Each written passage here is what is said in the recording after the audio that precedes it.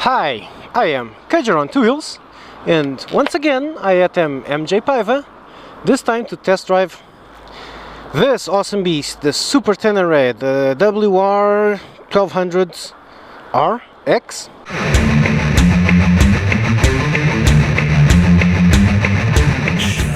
Not really sure. Oh, no, the XT1200Z, the Super Ténéré.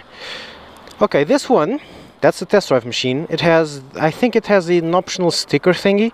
Yeah, it's these stickers, this is an option. This should also be an extra, but I like this fit, looks nice. And it also has a Kaprovich exhaust. So this should sound awesome. Looks wise, looks heavy, bulky, and very cool. Let's go front to back, as I usually do. Hop hop. So it has, this one has spoked wheels, so this is a proper off-roading machine, and this particular unit has off-road tires. These are, where's the measurements of this? I'm not really sure where, but I'll put text on the dimensions of the front tire. Double disc brakes. This has ABS, from what I've read, has ABS, combined ABS, traction control, and a very smart braking system which decides how to spread the braking. And if you brake only with your foot, it's not going to use ABS, so you can slide the rear. It's very, this is a smart bike. Rear tire is a 150 width and 17 inch. So it's a relatively thin one, but it is an off-road tire. And now the cool part, just look at this. Paint is awesome, finish is awesome. This is carbon fiber, really cool. More carbon fiber. Chunky foot pegs, but on this bike you need chunky foot pegs, right? And these very grippy things. So this is a proper sports, proper touring machine, proper off-roading machine. More carbon fiber. This is a little vent fan for ventilation here. That's the engine. The engine is a two-cylinder 1200 cc, so that's actually something like two XT660s engines side by side. So this ought to be awesome. Oh cool, it's a drive shaft, so no maintenance for ya. And the center stand, which I will try to use, and it should be very funny because this is a 260 kilogram machine. Seat looks awesome. The seat looks really good. And it's got a tank pad, a Yamaha tank pad. I'm a bit nervous because this is a really heavy machine and I'm not really sure I will be able to manage it. And it's also very tall. And I can barely reach with my foot down. But it's very comfortable and actually surprisingly easy to manage. I'm on my tippy toes, but it's not going anywhere. So let's try and okay, it's down. Let's try and turn it on. Check it out. So, what do we have here? We have a tachometer. We have these really tiny lights. That's the ABS warning lights. We have trip 1, trip 2 odometer. It's got 872 kilometers. Trip 1, I'll reset this one, see how much kilometers I did. It's almost empty, so I'm going to have to go and put some fuel on. Dude, reset. Okay, here's your instant consumption. Oh, I understand. So trip 1, let's reset. It's reset. Then the second button is for the upper top. Average 14.5. Jesus, that's a lot. Air temperature, engine temperature, instant consumption, average. I'll just reset the average. 14, that is a huge amount. Cool, there's a power outlet here. Yay! Very nice touch, Mr. Yamaha. So, engine start. No, it's in gear. It's no longer in gear. Engine start.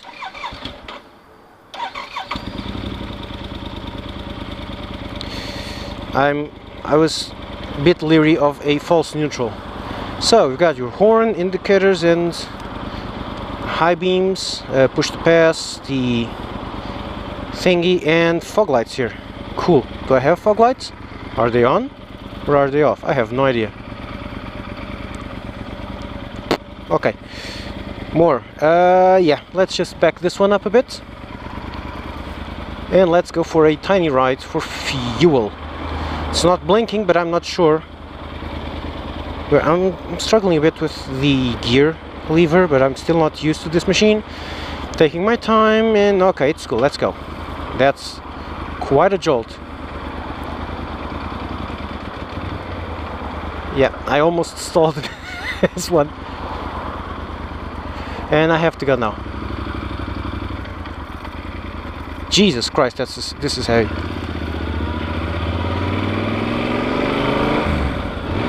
This is heavy and surprisingly comfortable.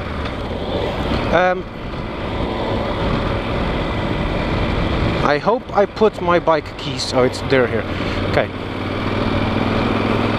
This is really comfortable.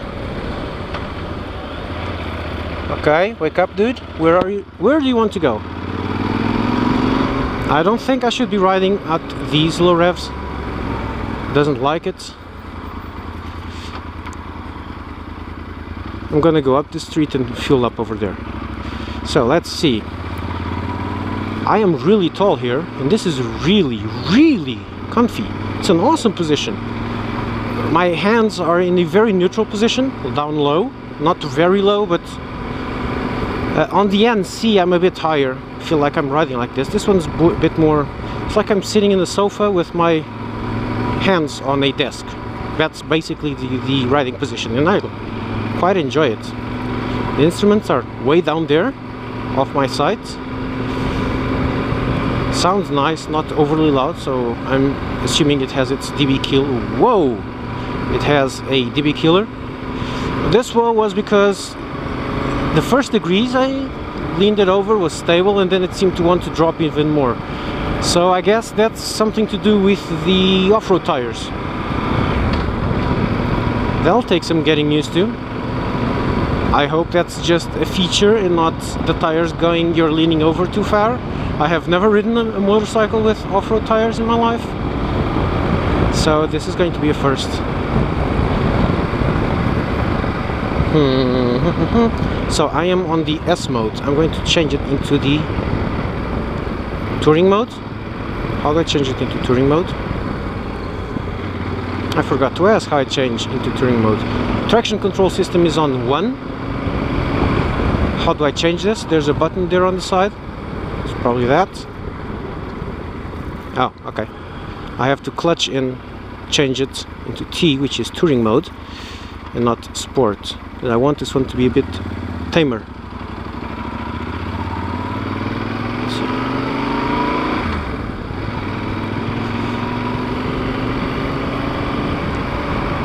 The gears go in so smooth I can barely feel them. Whoa. Okay, this is a really completely different handling from what I'm used to. It's less linear. It's like this. On mine, and all of those I've tried, it just leans over progressively. This one just leans a bit, and whoa! Off down you go. So I'm going to need some practice to know what's what with this one. Let's put on some fuel, and I'll find you just after the small break. Where's neutral? It's here. Okay, off. See you soon. If I can get this. Oh, hang on. This way. Jesus Christ. Okay. That's hard to find, but I'm just not used to this one. It's not as heavy as I thought it was. Hey, this is really cool. Look. The tank pad is a Touareg, a desert people, and there's these little eyes in the middle. Awesome little detail. See you soon. Some riding afterwards. I'm not terribly enjoying this different. I'm getting used to it and not enjoying this different feel when turning. This is, I am 100% sure, due to these unusual tires for me, these off-road tires. But the feel is like this. I'm leaning over a bit, and then over a certain degree, it just tries to fall. Since it's not linear, that's why I'm getting a bit nervous, but I'm getting used to it. I'm sure I'm not doing anything too much for the bike. I'm just doing 90 here, it's not anything odd, so it's just a feel. Other than that, let's try some city driving. Suspension has a very long course, moves a lot, actually. It's very soft, very comfortable. I really cannot stress how comfortable this is. Bumps? What bumps? But when you brake, you feel the bike moving a lot. It's not uncomfortable, and it's to be expected on such a tall bike. And it's actually quite nice. The ride is fantastic. If this had the normal tires, road tires, I'd be loving it. And I am still pretty much enjoying it.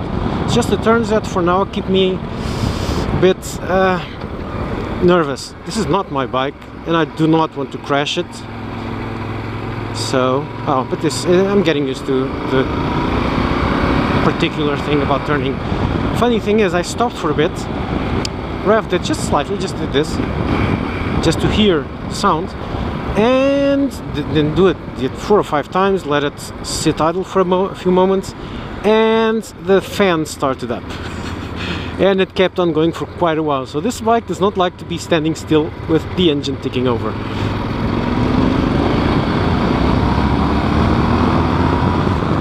The engine's quite powerful and quite manageable, actually.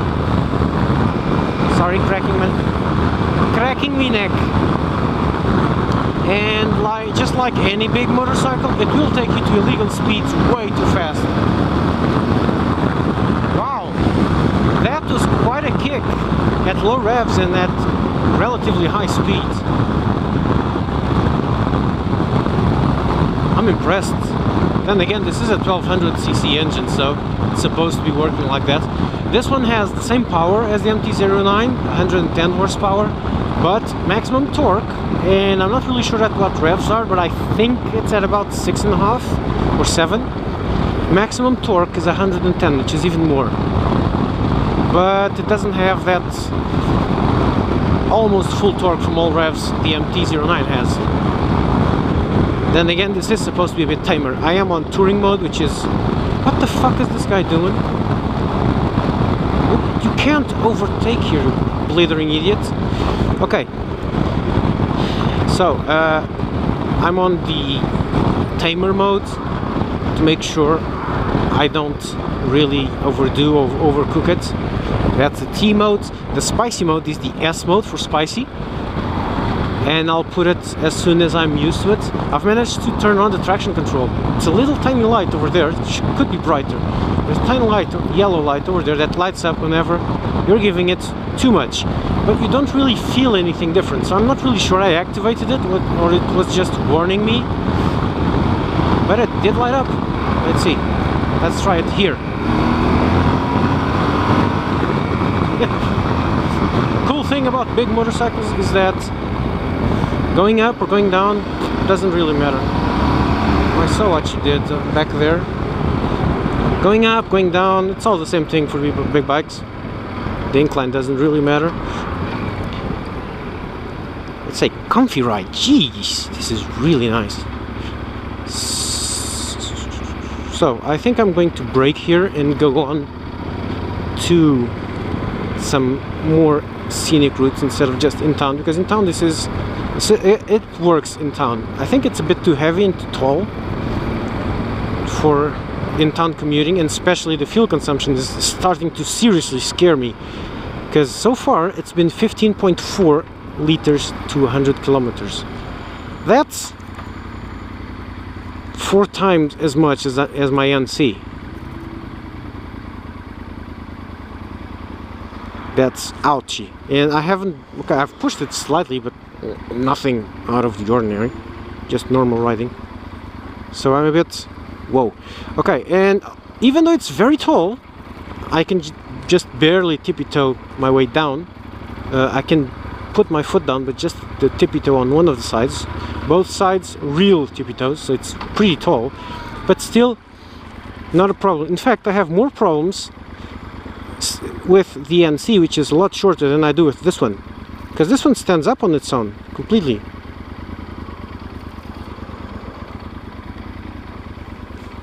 It's really impressive. I'm pretty sure if I did the Royal Jordanian Slow Your Roll challenge, I could do like a lot on this one. Might even be able to stop and not put my feet down and stay stopped. It's really stable. I've discovered what this does. This turns on the two fog lights, which are the two optics you see below the main optic, which is, I think it's these two over here. No, it's below these two. You see the back side of here. This is a black car. Let's see if I turn them on, you can see it. Be a bit cheeky. See? You can just barely see it turning on and off, and on and off, below the main headlights. Actually, I prefer the fog lights to be on the sides of the bike. Gives it more, not only does it look better, it gives you more visibility, I think, because it's more, a couple of extra lights. So on the headlight, on the rear view mirrors of cars, it's like, what the hell is that? This one has quite a few extras. I'm not sure, but I would say this is a tall windscreen. No, it's not. This is the original windscreen. This might be an extra. It has the front headlamp protection extra. The carbon fiber is not an extra, that's standard. The stickers, all these extra stickers, these are extras. The mount for the top box at the rear is an extra, obviously. So this one has a couple of extras. Obviously the Kaprovich exhaust is an extra. Okay. It's a really comfy ride. I really enjoy this one. It's really big though. Look, I can... The instruments are way... I can't reach the instruments! Okay, I was thinking about something. Oh, it's the traction control TCS system. What does this do? Don't know. Probably I have to be stopped to use it.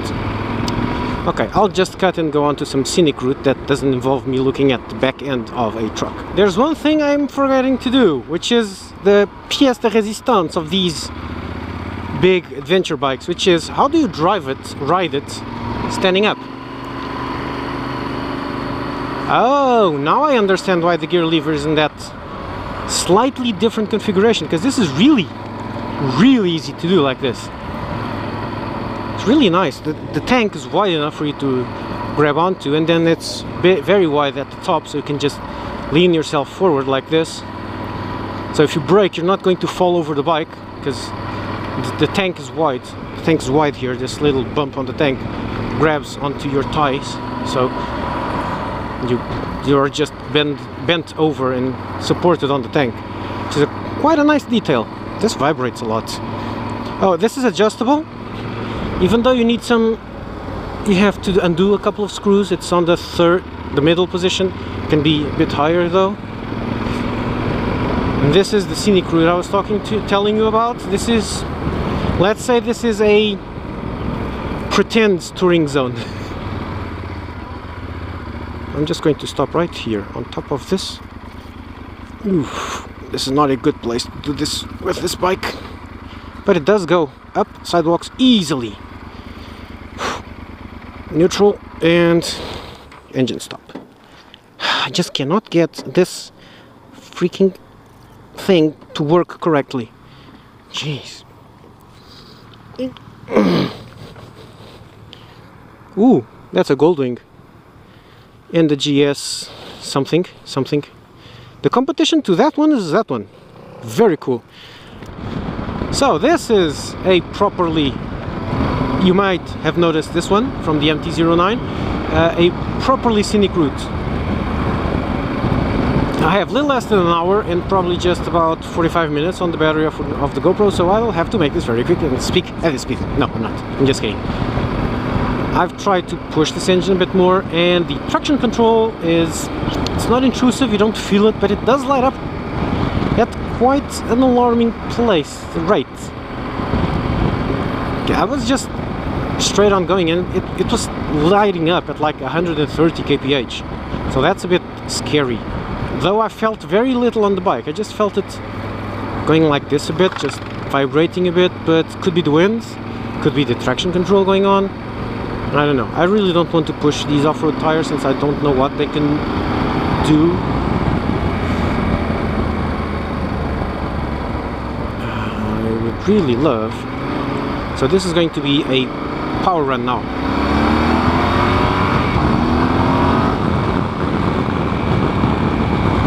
Yep, it goes like a scalded cat, but that's just to be expected.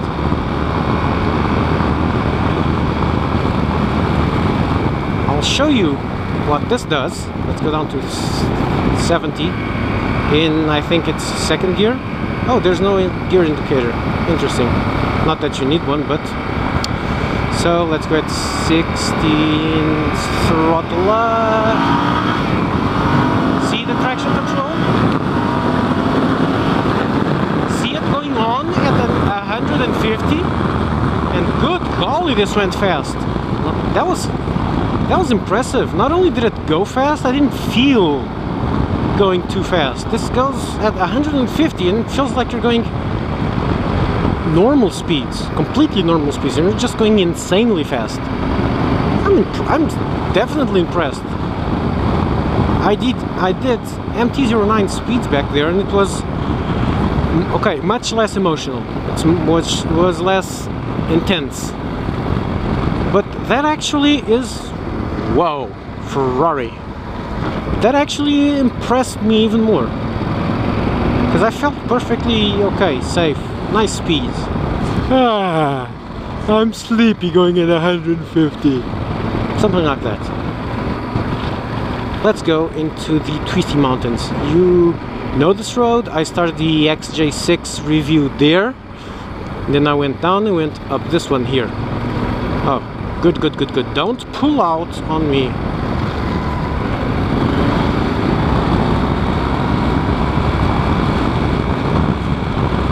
I'm not going to overdo since the tires, and this is not a sport bike, this is a touring bike. You're supposed to be having a gentle amount of fun here, and honestly this doesn't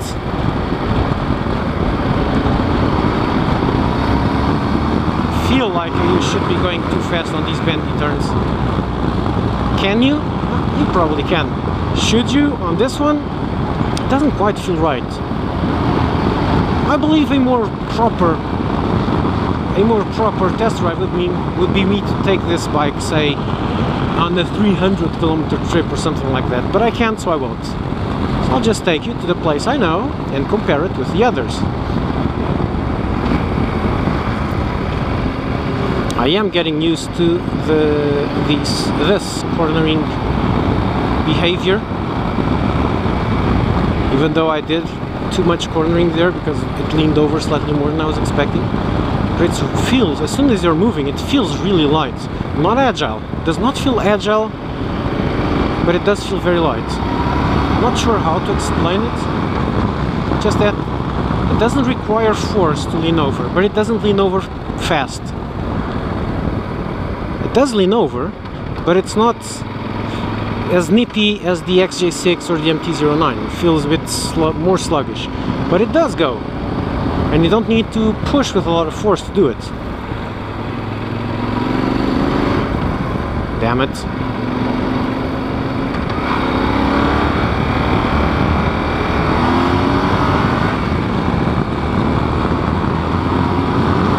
Yeah, this engine at 5,000 RPM, it just goes way powerful. Below 3 it's tame as a little kitten. 3 to 5 it's very manageable but still pretty strong, which is where I am. And then at 5 over it goes, whoa, power! And yet it's very civilized, very comfortable.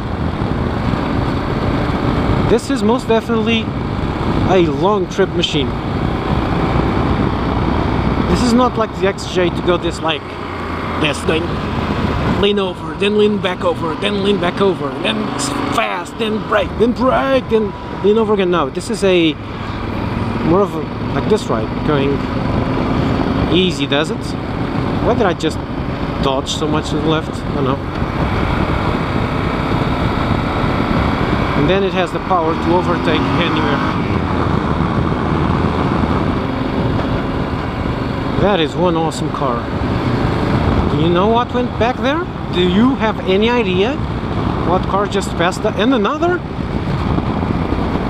Put in the comments the brand and model of that car, of those two cars, if you know it. Those are two very important, very awesome cars.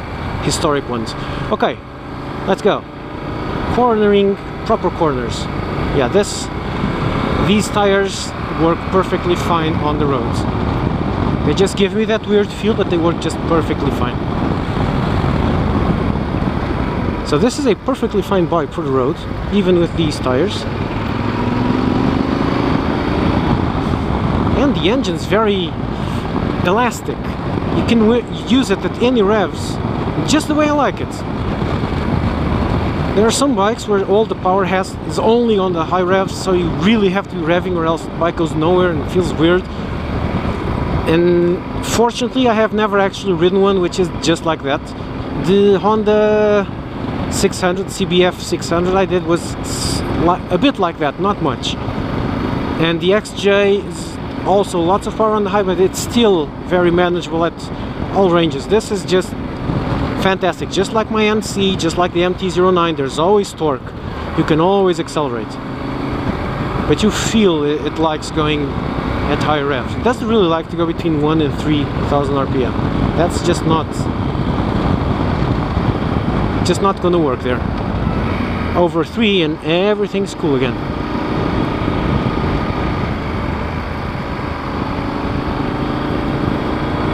Let's just overtake this car. I'm tired of looking at its ass. And there's a slight straight going up ahead. Ooh. That was a Diablo! Did you see that? That was a Lambo Diablo. Jeez. It's such a comfortable ride.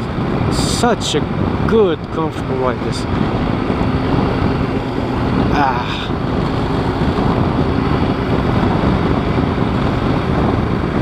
I am impressed. I did not think such a tall and heavy bike would be so easy to ride. I was really scared a bit of riding it. A bit more than a bit. But it's easy, even in traffic I didn't have much of a problem. Even with these tires, which I'm not used to, not much of a problem. So you could pick this one and just go, don't worry too much about the handling. What did that car just drop? Whoops. You just need to be careful at the cornering because it likes to corner more than you want. And I've been turning too much, not knowing it because of this cornering thing. But if you give it a bit of gas when you're cornering, then it starts cornering like a normal motorcycle. So I guess it's something to do with the shape of the front tire. I don't know, I'm not an expert. I have barely any idea what I'm doing, so there's that. So these are the twisties of classical biker alley, ruined by traffic. Then again, I'm just strolling around, showing you the sights. That's basically it. Let's now go on to the Cape. That was a bit of a too stiff shift down. Oh, hang on. Now I've just remembered. This is a drive shaft bike. I've never ridden a drive shaft bike. And it's surprisingly easy. Granted, if you're a bit too stiff on it, it wiggles more. But it's not... I didn't really feel a difference. As you can see, I only remembered it was a drive shaft now because I shifted down a bit wrong. Didn't rev match, didn't do anything. And it went a bit squirmy, but was just nothing really. So yeah, this is, I don't know, I read that drive shafts are supposed to be harder to drive because if you the power transfer is very stiff, very strong, so when you shift down the bike tends to wiggle. Not much of a problem, as you can see. Let's try shifting down like a maniac. Nothing. I did hear a weird sound, so I guess this drive shaft has something to dampen that. I also read some have, I don't know. But this one seems to have that, because I just shifted down like an idiot and nothing happened then. Yeah, did you hear a little wah? Let's try it again. And try not to break anything. Did you hear wah? When I just released the clutch? So I guess there's something on the drive shaft being used as a dampener to prevent dumbass drivers like me, riders like me, from misshifting and then making the rear tire skid, hit this wall and just go tumbling over to their deaths. So I guess that's an important piece of kit.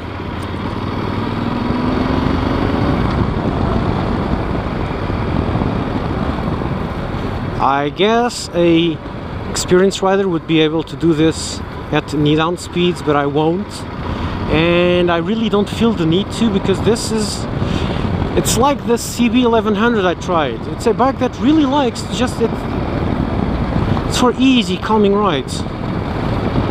It's not to go knee down. It's silly to go knee down on this one, but it's really nice to just go, okay, let's take a ride with capital letters. Let's go watch the scenery. You're really tall. I'm higher than the car, so I can see everything. It's awesome to look at the sides. And then it's comfortable and stable enough that you can easily just scan the countryside, enjoy yourself immensely. I'd love to have one of these to do some moto touring. I really would. This is the road that goes undulating. It's not the bike, it's not the throttle, it's the road that is very wavy here. Wow, you can actually... Yeah, I like this bike. I really do. It's not emotional like the MT-09, doesn't bring a smile to your face whenever you accelerate or brake or turn or look at it or think about it. It's not that sporty touring midterm like the XJ. No, this is a proper touring machine. This is a proper adventure machine. It's one of those that you go, I want to go there. Let's go. So, guys, move. This is Biker Alley, and this is where, during the Sundays, loads of bikers come. But since Sundays are usually a mess with people overdoing it by far, there are many riders who just like to go and check this out here on Saturdays when it's a bit calmer. This is an awesome location. If you come to Portugal, you have to come here and look at this. Okay, so onwards. As you can see, I'm used to the bike now, 100% comfortable with it, and I do believe this is one freaking awesome bike. I have no idea of the cost, but this is one bike I would really like to have if I didn't have kids.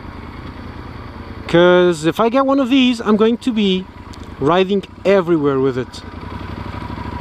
Let's go. Oh, we need some milk. Okay, I'll go get milk from Porto, 300 kilometers away. I'll be back in a couple of hours, in 6 hours, okay? Oh, honey, I have a days off at work. I have a really big meeting at work, and I take a week off or a day off at vacation and just go ride and ride and ride. It's one of those bikes. It's really a fantastic bike to ride around on. I like it, I really do.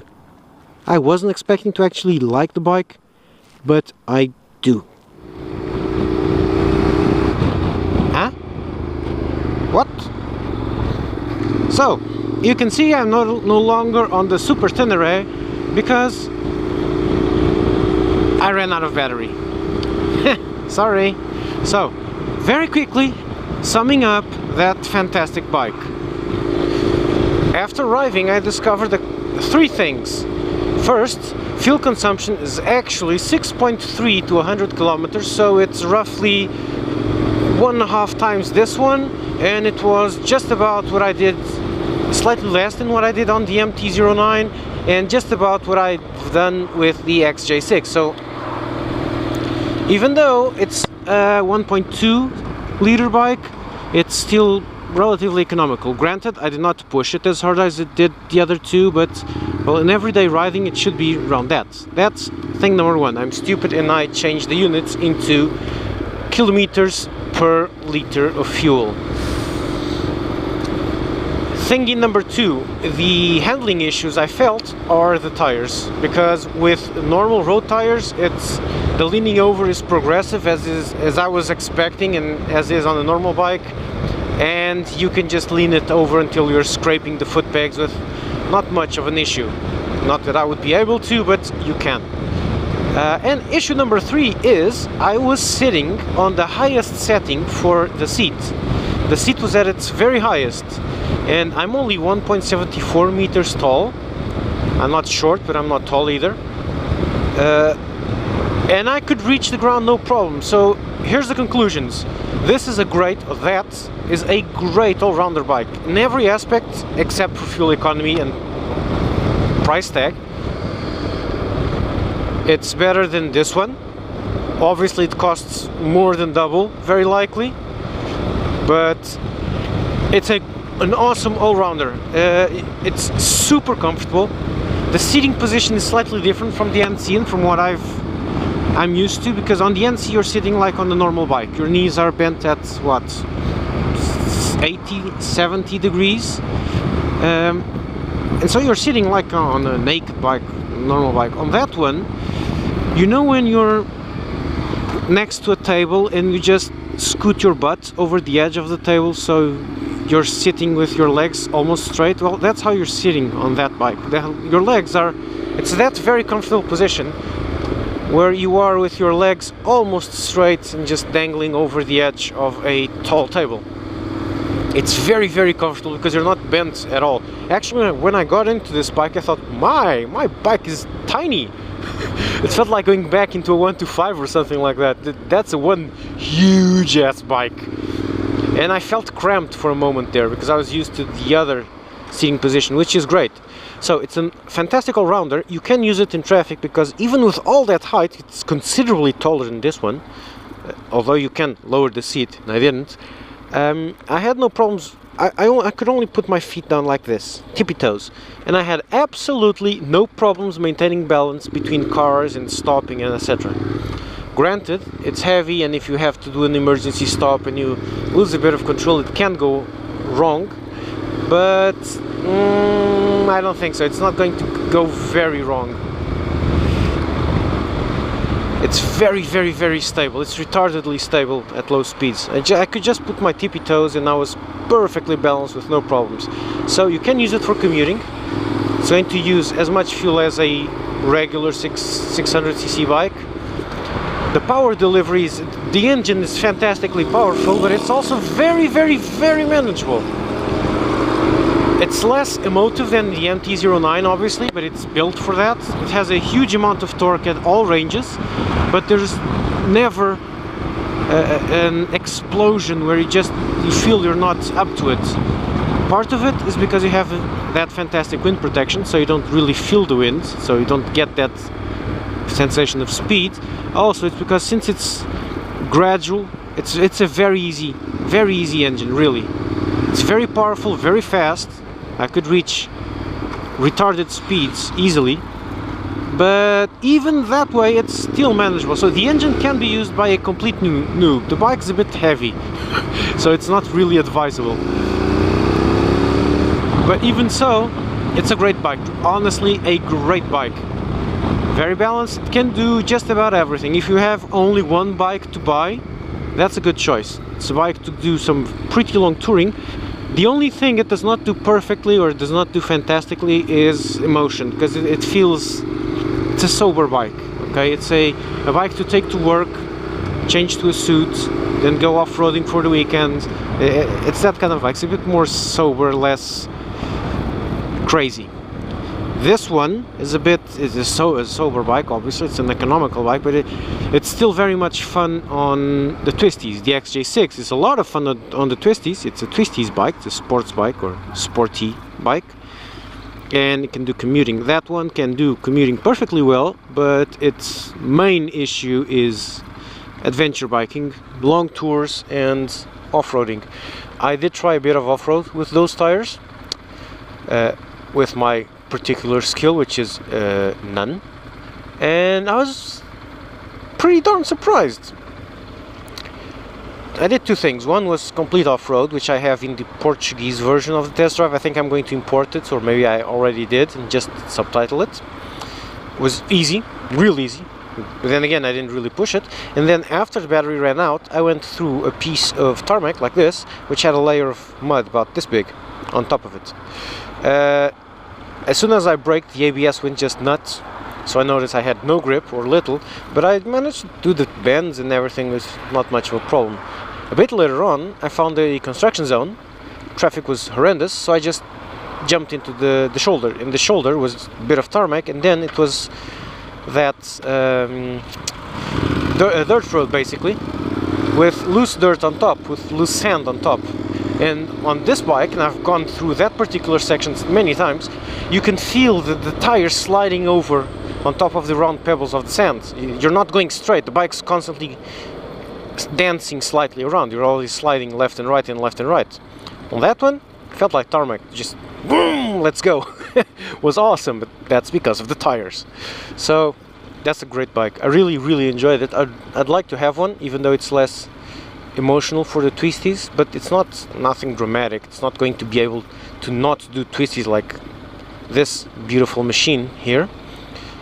But you can go for the twisties, you can go for some fun on the mountains. It's just not going to be as much fun. Where you're going to have fun is the ability to simply have that as a primary vehicle to do everything, including really long trips. Oh, I have to visit the family in France. Let's go. Not much of a problem. It's not like on the sports bike where you have to go, okay, I'm going to France, so is my tire going to last there? I'm going to have to stop for fuel 520,000 times, and oh, I'm going to have to bring one of those belts for the back because my back is going to ache, and I can only travel 6 hours because it's really gonna hurt. No, this one is just, let's go, let's package stuff and let's move. So it's that kind of bike. Awesome one. Get your out.